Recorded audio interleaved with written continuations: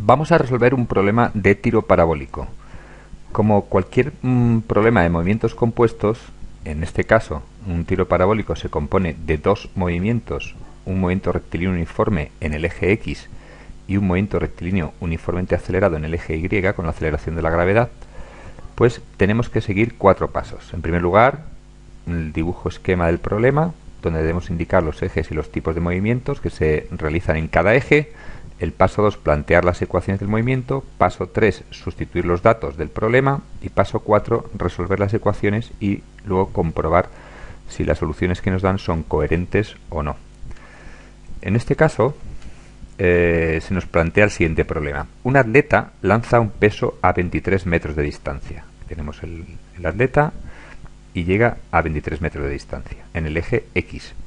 La trayectoria del lanzamiento se inicia a 2 metros de altura. La posición inicial en el eje Y va a ser de 2 metros y con una elevación de 45 grados, es decir, la velocidad inicial de lanzamiento forma 45 grados respecto de la horizontal. Se nos pide calcular el tiempo de vuelo, el tiempo que el peso está en el aire, y la velocidad inicial de lanzamiento, así como la altura máxima que alcanza el peso en su movimiento.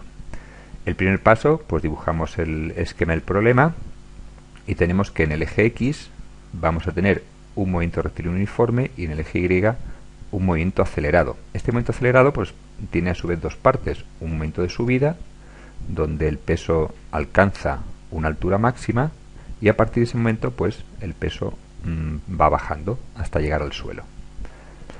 Lo primero en el tiro parabólico y lo más importante para comenzar el ejercicio bien es descomponer la velocidad inicial. La velocidad inicial forma un ángulo de 45 grados en este caso con el eje X.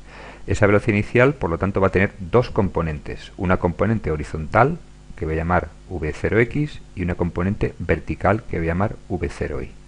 Por trigonometría la v0x va a ser la componente de la velocidad inicial v0 por el coseno de alfa y la v0y va a ser v0 por el seno de alfa. En este caso, repito, el alfa es de 45 grados. Los dos movimientos, el rectilíneo uniforme, la velocidad va a mantenerse constante. En todo momento en el eje X la velocidad va a ser constante. Esa velocidad va a ser con la que parte inicialmente, es decir, la v0x. Esa v0x no va a cambiar en ningún punto de la trayectoria de la parábola que realiza el peso. Va a ser la misma esa v0x. En cambio, la v0y, la componente de la velocidad inicial v0 seno de alfa, pues va a ir cambiando. Al principio tiene un valor, ese valor se va haciendo más pequeño hasta que llega al punto de altura máxima donde esa velocidad en el eje Y se anula. A partir de ahí comienza a caer y la velocidad vertical va adquiriendo un mayor valor. Entonces, en el eje Y, como la velocidad va cambiando, la velocidad cambia, el movimiento rectilíneo en el eje Y es acelerado. El paso 2, vamos a plantear las ecuaciones del movimiento. Como se ha dicho otras veces, pues es conveniente separar las ecuaciones por ejes. En el eje X, el rectilíneo uniforme nos dice que la posición en cualquier instante de tiempo va a ser la posición que tiene inicialmente más la velocidad en el eje X por el tiempo. Como esa velocidad en el eje X es constante y es el valor que toma inicialmente en este movimiento, v0 coseno de alfa, la ecuación de la posición, la ecuación en el eje X va a ser la que se muestra aquí. El valor inicial, que voy a suponer que parte del origen, por lo tanto va a ser 0 en este problema, más v0 por coseno de alfa y por el tiempo. Esa va a ser mi primera ecuación. En el eje Y, pues al ser un movimiento acelerado, tengo dos ecuaciones, una para la posición y otra para la velocidad en cualquier instante de tiempo. La posición tiene un valor inicial más v0y por t, la componente inicial de la velocidad por el tiempo, más un medio de la aceleración por el tiempo al cuadrado. En mi problema, la aceleración es la de la gravedad, que voy a anotar menos 9,8. Estoy tomando ecuaciones escalares y el signo menos indica que la aceleración tiene un sentido hacia abajo. Además, la componente inicial de la velocidad, como hemos visto anteriormente, pues es v0 por seno de alfa. Si yo sustituyo estas dos condiciones, las ecuaciones anteriores generales del rectilíneo uniformemente acelerado, en mi problema se van a transformar en estas dos. Posición igual a posición inicial más v0 seno de alfa por el tiempo menos un medio de 9,8 por el tiempo al cuadrado. Y la velocidad vertical en cualquier punto de la trayectoria para cualquier tiempo va a ser igual a v0, a velocidad inicial, v0 seno de alfa menos 9,8 por el tiempo. Una vez planteadas las tres ecuaciones, pues paso a sustituir los datos.